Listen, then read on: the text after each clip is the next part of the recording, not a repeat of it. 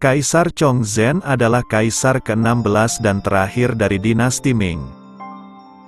Dia bertahta dari tahun 1627 sampai 1644. Terlahir dengan nama Zhu Yujian, anak kelima dari Kaisar Taichang.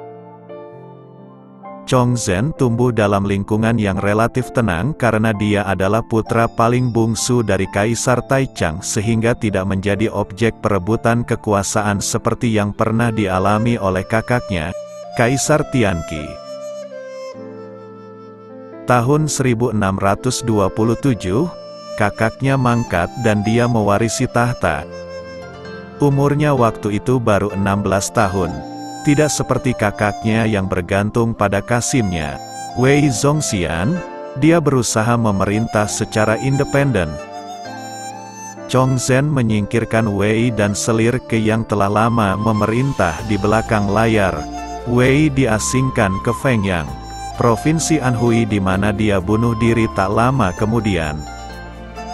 Demikian juga 262 kroni-kroni Wei, mereka diasingkan, dipecat, dan dieksekusi atas perintahnya. Chongzhen berusaha memerintah tanpa tergantung para kasim dan sebisa mungkin menyelamatkan dinastinya yang sudah bobrok. Dia rajin menghadiri rapat-rapat pemerintahan. Ketika mendengar bencana kelaparan di suatu daerah, dia memerintahkan penanganan segera.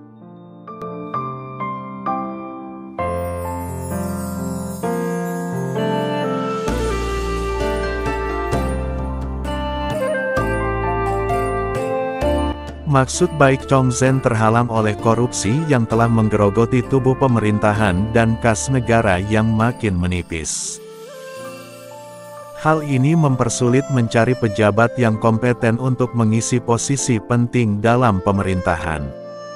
Yang lebih parah adalah sifat Chongzhen yang paranoid.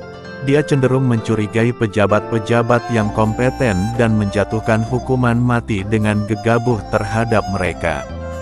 Salah satunya yang menjadi korban adalah Yuan Chonghuan, jenderal yang berjasa besar menahan serbuan suku Manchu selama bertahun-tahun di perbatasan utara. Huang Taiji, Kaisar Manchu, menganggap Yuan Chonghuan sebagai duri dalam daging dan halangan utama dalam ambisinya menaklukkan daratan Tiongkok. Tahun 1629, dia sengaja melepaskan seorang kasim Ming yang ditawannya beserta sebuah kesaksian palsu yang berisi perjanjian rahasia antara dia dan Yuan Chonghuan. Kasim itu tidak sadar hal itu hanyalah sebuah tipuan. Dia menceritakan segala yang dia ketahui pada Chongzhen. Tanpa meneliti lebih jauh kebenarannya, dia langsung memerintahkan Jenderal Yuan ditahan dan dieksekusi. Selama 17 tahun masa pemerintahannya, dia telah menggonta-ganti penasehat tinggi kerajaan sebanyak 3 orang karena ketidakpercayaan dan rasa curiga. Ketidakadilan ini menimbulkan rasa tidak tenang di kalangan rakyat dan saling tidak percaya dan pecahnya kekompakan di antara para pejabat. Dalam tubuh pemerintahan pun terjadi krisis sumber daya manusia. Inilah yang mempercepat runtuhnya dinasti Ming.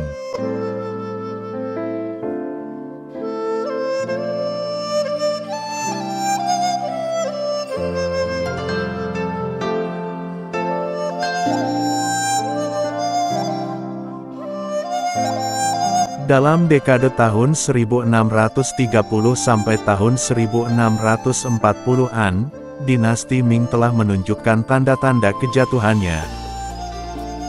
Bencana alam di mana-mana dan juga pemberontakan kaum petani. Serbuan suku Manchu dari utara makin memperkeruh situasi. April tahun 1644, pasukan petani Dashun di bawah pimpinan Li Zicheng menginvasi ibu kota Beijing. Pada saat-saat terakhir kejatuhannya, Chongzhen mengumpulkan pejabatnya untuk mendiskusikan situasi. Dia memerintahkan orang-orangnya membunyikan genderang dan lonceng sebagai tanda memanggil pejabat-pejabatnya untuk rapat darurat, namun tak seorang pun hadir pada saat yang kritis itu. Dia lalu pergi ke rumah Zhu Chunchen, bangsawan Ming yang juga salah satu pejabat tingginya. Hasilnya penjaga rumah Zhu tidak membukakan pintu baginya.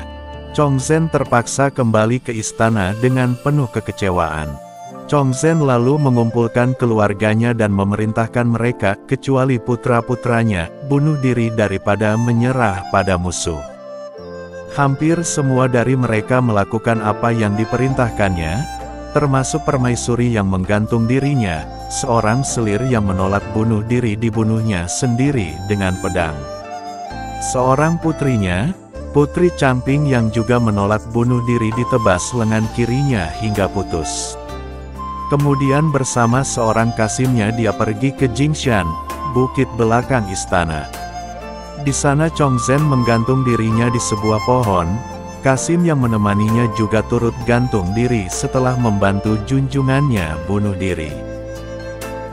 Dengan demikian berakhirlah riwayat dinasti Ming yang telah menguasai Tiongkok selama 276 tahun.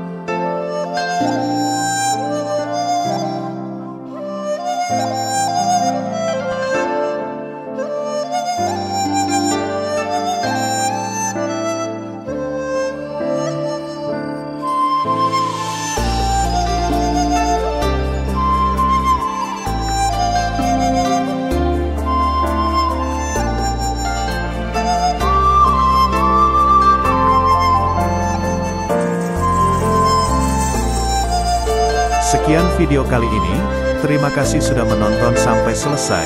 Mohon maaf kalau ada salah informasi.